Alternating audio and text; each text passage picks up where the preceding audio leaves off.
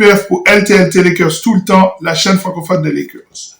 Une fois n'est pas coutume, aujourd'hui nous allons parler du All-Star Game parce que ça concerne un tout petit peu les Lakers quand même.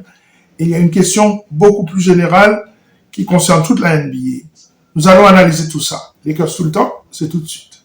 Step 1, wake up, brother, gonna rise with the sun. Step 2, get some good, some food in you. Step 3, think real hard about what you wanna be.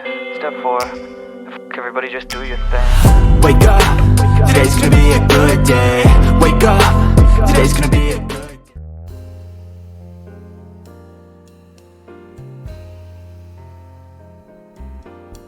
Les 5 de base sont connus à NBA.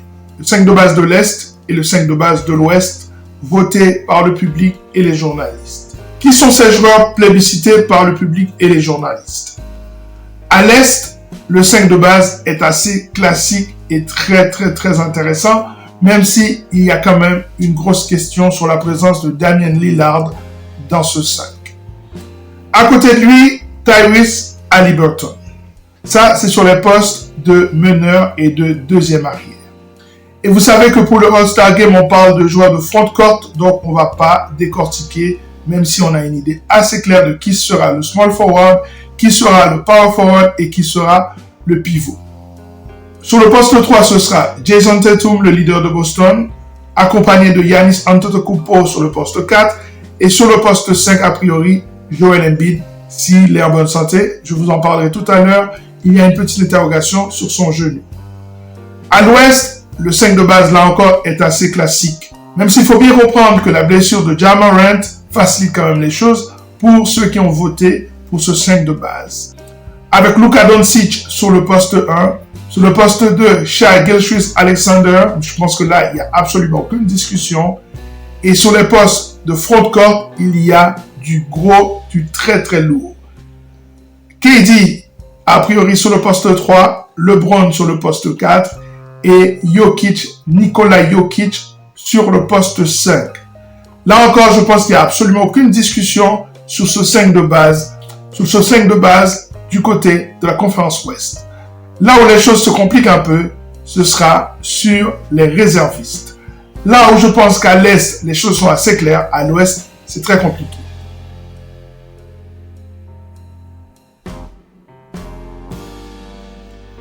Il y a 2 rookies sensations dans la NBA cette année, Wembanyama d'un côté et Chet Holmgren de l'autre côté. Lequel de ces deux mérite d'être dans le All-Star dès cette année? Est-ce que c'est Chet? Est-ce que c'est Victor? Est-ce que c'est les deux? Ou alors, est-ce que c'est aucun des deux? Pour une fois, donc, cette question, je ne la répondrai pas avec les stats. Je pense que les stats ne sont pas toujours représentatives de l'impact du joueur sur son équipe. Par exemple, dans son équipe, Victor est clairement le go-to guy déjà aujourd'hui à 19 ans. Alors que de l'autre côté, dans l'équipe de Chet Holmgren, il y a des joueurs beaucoup plus confirmés. Il y a notamment un joueur qui est candidat MVP. D'un côté, ça facilite son travail. De l'autre côté, on peut dire que ça le dédouane par rapport à la question des statistiques. Pour moi, si je dois répondre à cette question, je dirais aucun des deux. Et figurez-vous, déjà on parle de ces deux joueurs en tant qu'All-Star, même si la décision pour moi, ce serait qu'ils ne soient pas parmi les 7. Mais figurez-vous que ces joueurs-là, ces deux-là, vont être très forts dans les années à venir.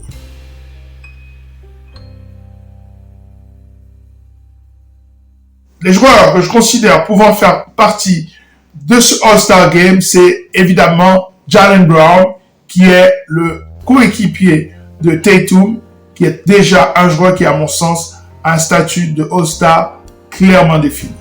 C'est un joueur qui joue des deux côtés du terrain et qui joue dans une équipe qui gagne des matchs. Pour moi, il est clairement dans ce All-Star Game.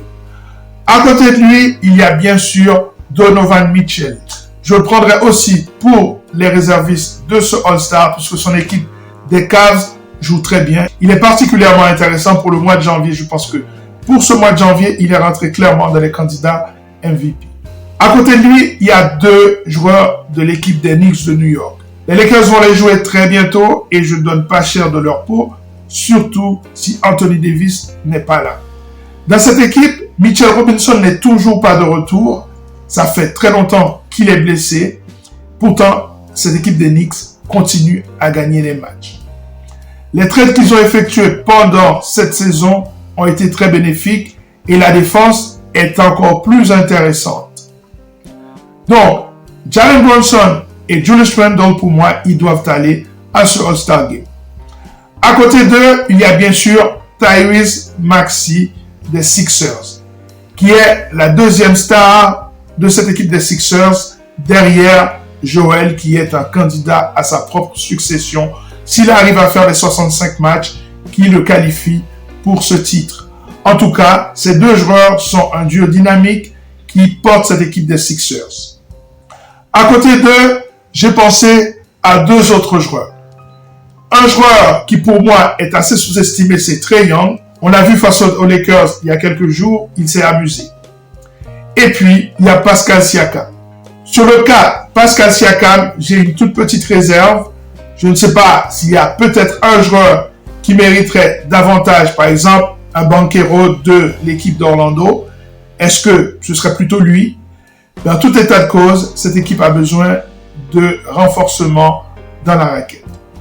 Pascal Siakam ou alors Paolo Banchero.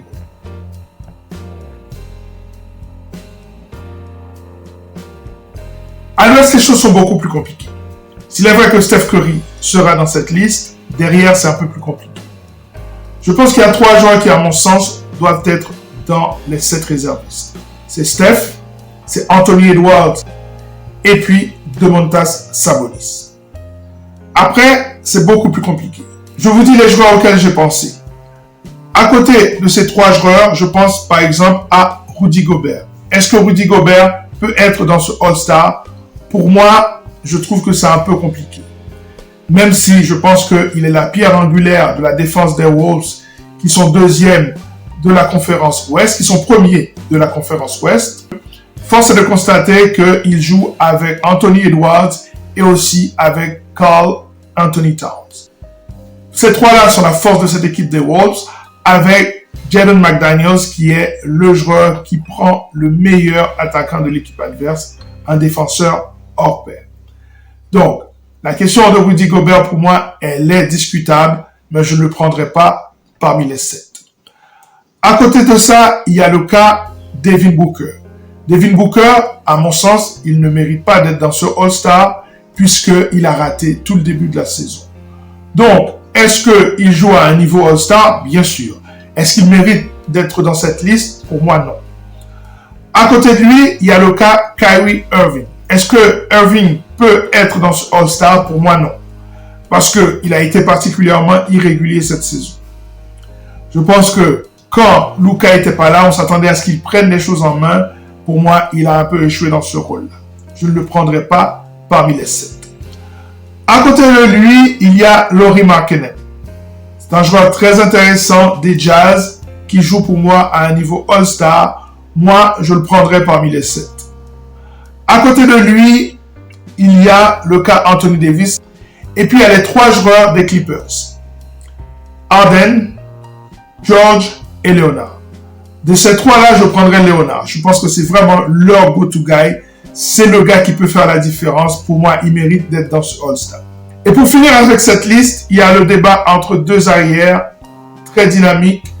Jamal Murray d'un côté et De'Aaron Fox de l'autre.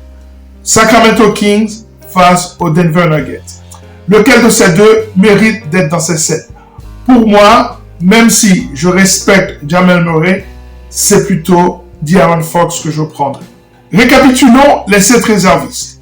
Steph Curry, bien sûr, Kawhi Leonard, Lauri Markkanen, Anthony Edwards, Domantas Sabonis, De'Aaron Fox et Anthony Davis.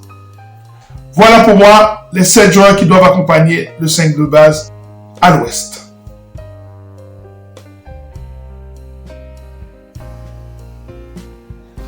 Pour finir cette émission, je voudrais poser une question. La NBA peut-elle cette année ressusciter le All-Star Game? Je ne vous cache pas que ça fait au moins 6 ans que je n'ai pas regardé un seul match de All-Star Game. Oui, je regarde les concours, je regarde le tir à 3 points, je regarde de temps en temps le concours de dunk, mais le match, je ne le regarde pas. Parce que pour moi, c'est une caricature de basket. ou cette envie de faire du spectacle, pour moi, tue le spectacle. Puisqu'il n'y a absolument aucune compétitivité. Parce que ce qui est intéressant, c'est la compétitivité. C'est de voir les meilleurs joueurs de la planète se donner à 100%. Bon, je ne dirais peut-être pas à 100%, mais quand même à 80, 85%. En tout cas, de respecter le spectateur et le téléspectateur. Et la tournure qu'a pris ce match ces dernières années est absolument scandaleux du point de vue du basket. Je comprends que les joueurs n'ont pas envie de se blesser, parce que c'est un match qui, au fond, compte pour du beurre. Mais quand même, ils pourraient ajouter peut-être 80% de l'intensité nécessaire pour faire un match correct. Mais ne pas faire une parodie de basket qui, à mon sens, n'a strictement aucun intérêt. Alors, est-ce que la NBA a trouvé une formule pour mettre un peu de piment dans ce match? Eh bien, je le souhaite. Je l'appelle de mes vœux.